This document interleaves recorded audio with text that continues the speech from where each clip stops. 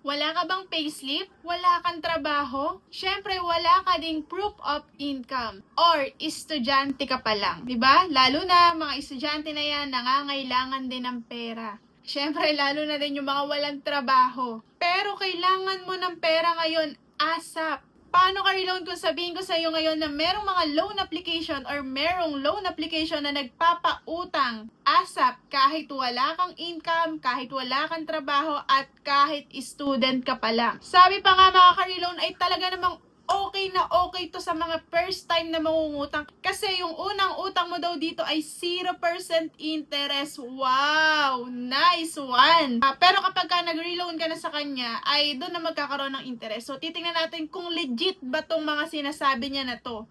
Na talagang madaling lapitan, fast approval, 0% interest sa mga kagaya nating una. Legit kaya to o isa na namang loan application na mabilis maningil? Alam nyo na kapag sinabing mabilis maningil, short term. Sa video na to mga karilon, tatalakayin natin or aalamin natin kung talaga bang student friendly itong si Moneycat. Yes, tama yung narinig nyo. Si Moneycat yung ating i-review ngayon at yung a-applyan natin ngayon. Sobrang trending niya kasi ngayon mga ka-reloan. Magkano kaya ang interest niya at dapat mo ba siyang subukan o dapat mo siyang iwasan habang maaga pa? So ka-reloan, kung interesado ka kay Moneycat, panoorin mo muna yung video na to para malaman mo kung safe ka ba dito at itutuloy mo ba yung balak mo na paglo-loan sa kanya o hindi. Ako muna ka-reloan, I got you always and forever. Char!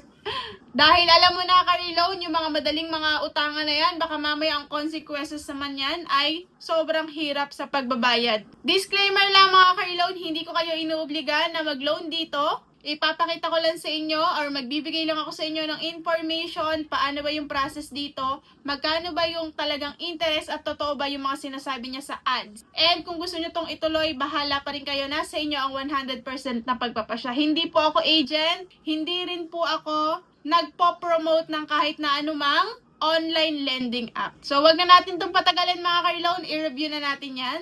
Ayan ka-reloan, si Moneycat. Siya ay kasalukuyang merong 4.8 na reviews. Wow, ang taas ng reviews niya, di ba? Ang ganda ng reviews. Pero alam niyo na minsan wag tayo masyado agad naniniwala dyan kasi kalaunan makikita natin, mga agent lang naman pala yung nagbibigay ng feedback dyan at ng ratings. Sabi nga niya dyan, ayan, 80,000 max loan amount at meron siyang loan term na 91 days and meron siyang interest rate na 0.05% per day. Fast approval, AI-powered smart review for instant approval. So, meron daw silang ginagamit na AI power para mas mabilis yung pag-check nila sa mga kagaya nating applicant. Various repayment methods, regulatory authorities, compliant and secure with confidence. Ayan, SEC registered daw sila. At your service anytime. So, kahit na alanganing oras ka mangailangan ka-reloan, pwede mo daw subukan itong si Moneycat. Well, subukan natin. At napansin ko nga dito ka-reloan sa kanyang information ng nakalagay na provider ay DM Quick Cash Lending Inc. Copyright at 2025. So, bago lang din talaga itong si Moneycat. Fresh pa siya. Pero, napansin ko rin dito sa pangalan niya sa pinaka-app store, ay Loan App Philippines Peso Loan.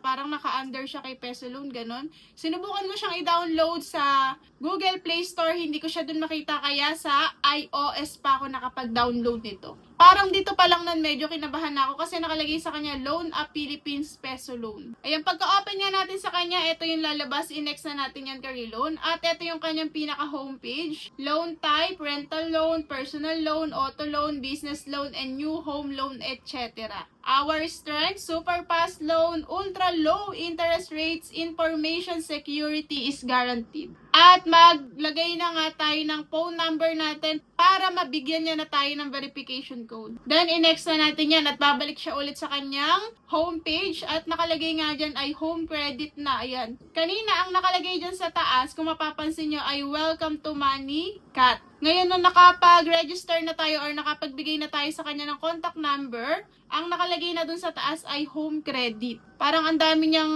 iba-ibang information. So, mamaya maliliwanagan tayo kung legit ba siya.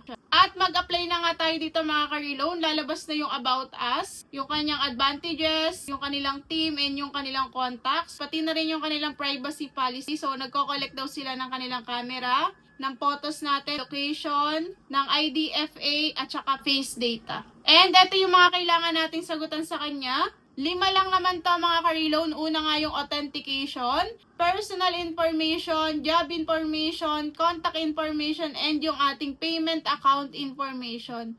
Then mag-apply na tayo dyan. At nakalagay pa rin dyan sa taas kung mapapansin ninyo ay home credit, hindi money cut. At ito yung lumabas sa kanyang authentication, ID card, front photo, at saka face recognition. So, picturean daw natin yung harap ng ating ID and mag-face recognition tayo. Then, next na natin yan. Ito yung ating identity information. Recommended ID type niya, UMID, driving license, passport, TIN, SSS, voter's ID, health card, at saka national ID. And yung other options naman niya, kung wala kayo nun, nung mga nauna natin binanggit, pwedeng postal ID, PRC, and pag-ibig. Then, next na natin yan. And papapicturean niya na yung ID natin na gagamitin. Okay lang natin yan. Pwede kayo ditong mag-take ng photo or pwede nyo ring i-take from album ninyo. Pagkatapos na ito na yung lalabas, nakuha niya na yung ID number natin. Pinicture natin yung ID, then ilalagay niyo na lang yung full name niyo, then okay na natin yan. Tapos nun, ito na yung facial verification natin. Mag-start na tayo ng authentication. Pagkatapos nun, lalabas ulit yung personal information natin. Kailangan natin sagutan yung education, marital status, marital state pa yung nakalagay, email, gender, address details, at saka home city. Pagkatapos nun ay job information, company name, company address, company phone number, profession, work experience, at saka yung inyong monthly income. Then, dito sa profession na yun, nakalagay naman meron sa pamimilian student, meron din namang self-employed, at saka business owner, meron din namang housewife, or meron din namang others. Pagkatapos natin sa job information, pasasagutan niya yung emergency contact. 3 yung hihingin niya na emergency contact. At pagkatapos nga nun ay, ayan, nagtanong na, Manicat would like to access your contacts. Kasi magdadirect ito sa ating contacts, yung ilalagay nating phone number dito. Make sure lang na sila na lang yung nakasave muna sa cellphone na gagamitin ninyong pag-a-apply para wala na rin sila ibang matext kung sakali man na ito ay nagte-text sa mga contact reference. Then, allow lang natin yan. Pagkatapos yan ay yung payment account information na. And may e-wallet and meron ding bank. Sa e-wallet, pwedeng GCash, Paymaya, Coins, GrabPay, ShopeePay, OmniPay. At pagkatapos nga nun, ayan, na-check na natin lahat. At ang in-offer niya sa atin ay 2,000 pesos. So, i-apply na natin yan mga ka-reloan. Ayan, nakumpleto na natin yung ating mga kailangan sagutan. At eto na nga yung nakakawindang mga ka-reloan. Lumabas na dito yung detailed. Ito, 2,000 pesos. Flexible borrowing daw, easier planning. So, ito yung detailed ng ating magiging repayment plan sa kanya or yung detail ng ating pangungutang sa kanya. At ang disbursal amount natin, dahil 2,000 yung pinapautang niya, ay 1,200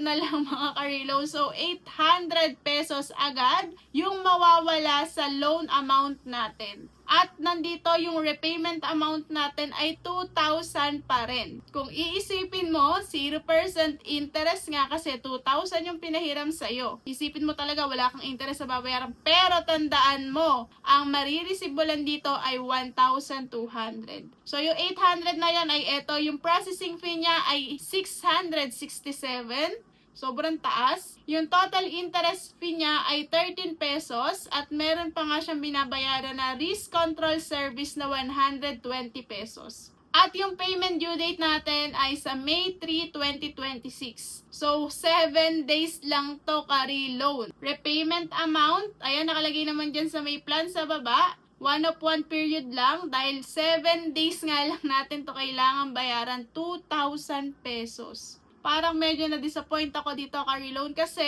ang sabi sa mga review na nababasa ko nung una ay 0% interest nga daw ito sa mga kagaya natin na first time mangungutang sa kanya. Kung medyo malilito ka, iisipin mo na 2,000 lang din yung babayaran mo tapos 2,000 din yung loan amount mo, iisipin mo talaga 0 interest. Pero nakalagay naman dyan maliwanag, disbursal amount 1,200. So, 800 po agad yung magiging tubo niya sa atin sa loob ng 18 days. So, para sa akin, ka-reloan, hindi yon makatarungan. Sobrang laki nun.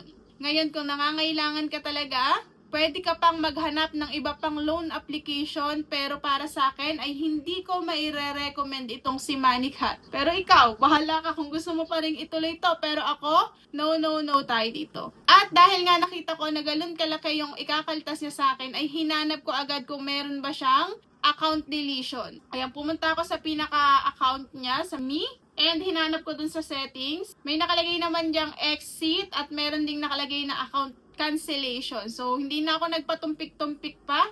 Account cancellation na ako agad. Nakalagay naman dyan mga ka-reloan, after you log out, your account will no longer exist and all the information you have submitted will be deleted naman daw. And ayan, i-check nyo lang yung I have read and agreed to the above para ma-cancel na natin yung ating account. Ayan, na-cancel ko na yung akin. Makakahinga na ako ng maluwag dahil hindi ko to itutuloy. Sobrang laki ng 800 pesos para sa loob lang ng 7 days. At sa loob ng 7 days na yun, kasama pa yung mismong araw na to. Compute natin kayo sa loob ng 7 days kung magkano ba talaga yung tubo na yun at sinasabi nilang 0.05% daw per day. Grabe. Cancel tayo agad sa mga ganyang loan application, mga karilo. Lalo tayong mababaon dyan. Kung talaga nangangailangan ka, lumapit ka na lang sa pamilya mo, pero wag dito. Char. Kayo pa rin naman susunod dyan, mga ka-reloan. Eto na siya, mga ka-reloan. Inutang natin 2,000, natanggap lang natin 1,200, babayaran pa rin natin ng 2,000 within 7 days. Magkano talaga ang tubo natin dyan? 800 pesos sa loob lang ng 7 days. And sa loob ng isang araw, 114.29. At 66.7% in 7 days. Around 9.5% per day. Grabe yun. That's higit 100 times na mataas kumpara sa pinopromote nila na 0.03% hanggang 0.06% na per day. So, hindi talaga makatotohanan. Parang utang trap siya or trap type loan, mababa release pero mataas bayad. Kahit sabihin nyo na no income proof to, binabawi naman nila sa sobrang taas na fees.